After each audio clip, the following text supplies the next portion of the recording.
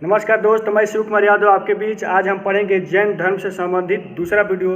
पहले वीडियो में ही हम जानकारी लिए हैं कि जो जैन धर्म के संस्थापक थे, वास्तविक संस्थापक जैसे आपका ऋषभदेव, महावीर स्वामी की पृष्ठभूमि के बारे में समझे हैं। दूसरे वीडियो में ये जानेंगे कि जो प्रतीक चिन्ह क्या है, जो 24 गुरु थे जैन धर्म का, उनका प्रतीक चिन्ह क्या है। उसके बाद जैन साहित्य क्या है, इसके बारे में पूरी जानकारी लेंगे।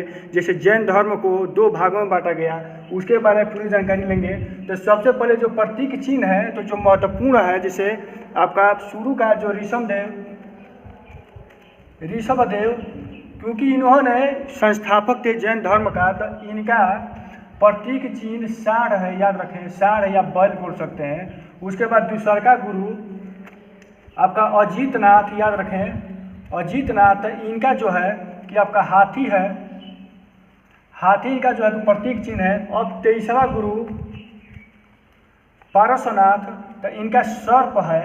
अब 24वां गुरु जो वास्तविक संस्थापक थे जैन धर्म का, महावीर स्वामी, तो महावीर स्वामी का सिंह है प्रतीक चिन्ह।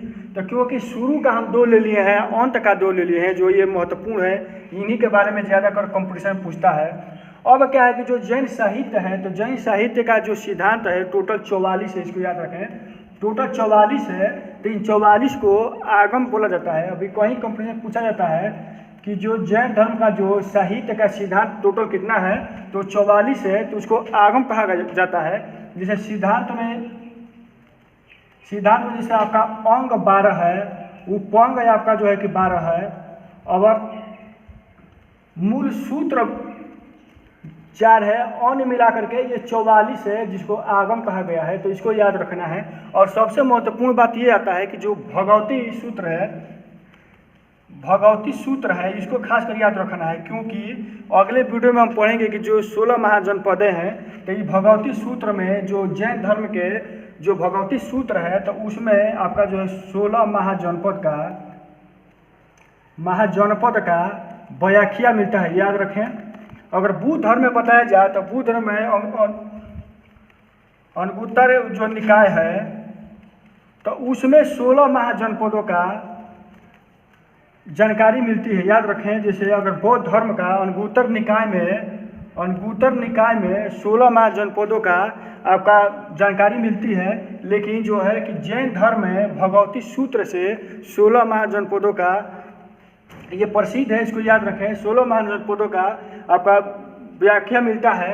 अब एक और आता है जो महत्वपूर्ण है, उसके बारे में समझ लेते हैं।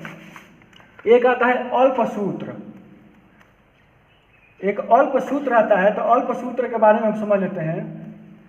अल्पसूत्र, क्योंकि इन्हें क्षुद्र भद्रबाहु ने लिखे, जो भद्रबाहु ने लास्ट में चल के जैन धर्म को 2 भागों में बांट दिए। तो भद्रबाहु ने अल्पसूत्र को जो है कि रचना की। तो इसमें कारण ये था कि जो प्रारंभिक जैन इतिहास है, तो उसको जानकारी मिलती है। किसमें? आपका अल्पसूत्र है, जो खुद जो है कि भद्रबाहु ने लिखे, भद्रबाहु की ये रचना है अल्पसूत्र। तो ये महत्वपूर्ण जो है, इसके बारे में समझे हैं। और दूसरका में जैसे एक चार्ट के माध्यम से समझेंगे कि 2, जैसे बौद्ध धर्म का 4 महासंगीति हुई, उसी प्रकार जैन धर्म का 2 महासंगीति हुई।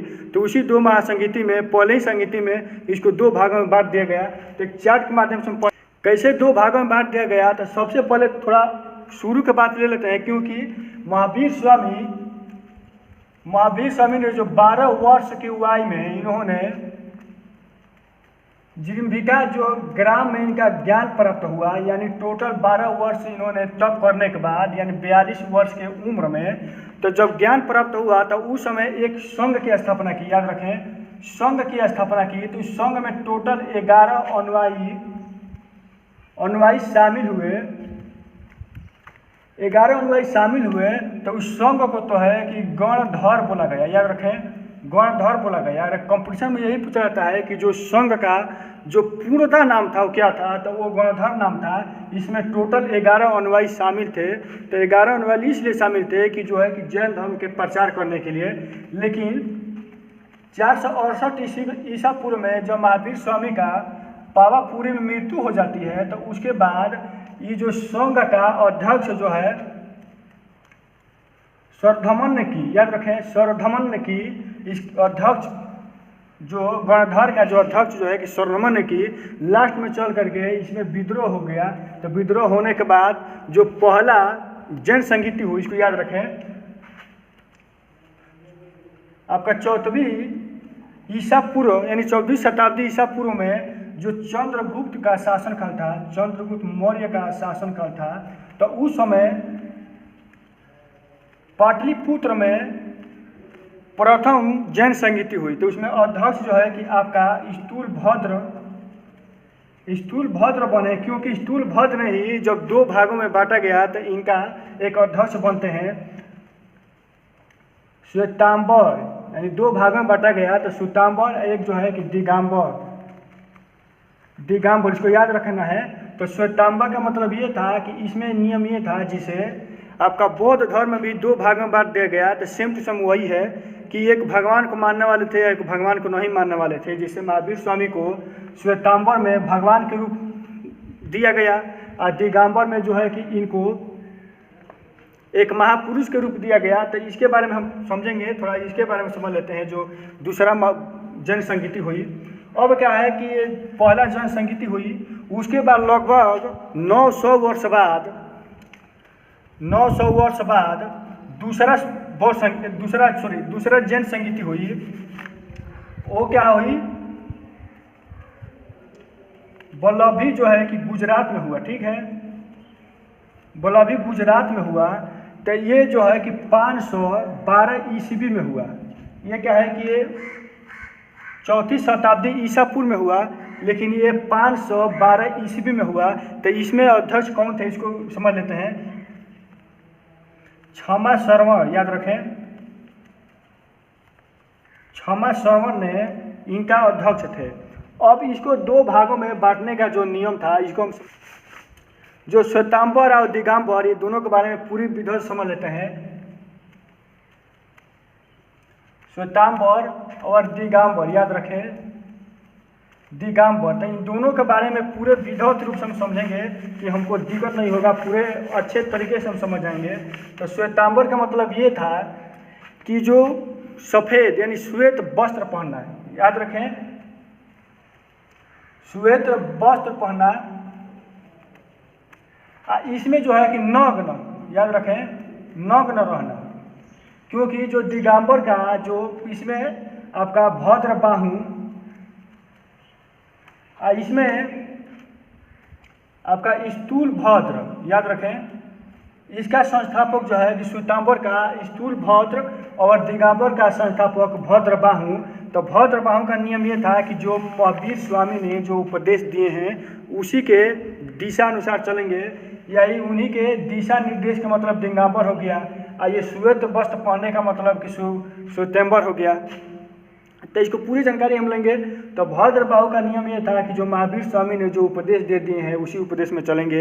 एक महावीर स्वामी एक जो है कि महापुरुष थे, याद रखें, महापुरुष थे, और नग्न वस्त्र में रहना है, बिना वस्त्र का रहना है। लेकिन जो है कि श्वेतांबर में ये था कि नहीं, आपका श्वेत वस्त्र पहन करके एक महावीर स्वामी भगवान का रूप थे, यह भी इसमें माना गया है कि भगवान का रूप थे श्वेतांबर में। अब दूसरा नियम यह आता है कि इसमें दिगंबर में महिलाओं को मोक्ष प्राप्ति करने की प्रथा नहीं थी, क्योंकि वो नग्न कैसे रह सकती हैं। लेकिन जो है श्वेतांबर था, तो इसमें था कि श्वेत वस्त्र पहन करके आप जो है कि महिला भी शामिल हो सकती हैं और मोक्ष की प्राप्ति कर सकती हैं। लेकिन इसमें ये नियम नहीं था। अब क्या है कि इसमें श्वेतांबर में यह भी था कि महावीर स्वामी का मूर्ति बना करके पूजा किया जा सकता है, लेकिन इसमें मूर्ति बनाने की अनुमति नहीं था। आपको जो है कि दिगंबर में मूर्ति बनाने की अनुमति नहीं था, लेकिन इस श्वेतांबर में मूर्ति बना करके पूजा करने की अनुमति था। तो अब कुछ प्रसिद्ध जो है कि मंदिरों के बारे में जानकारी ले लेते हैं जो श्वेतांबर के नियमानुसार है, तो उसको याद रख लेते हैं। सबसे पहले खजुराहो मंदिर सबसे प्रसिद्ध मंदिर है, जो कंपटीशन में पूछा जाता है। खजुराहो मंदिर जो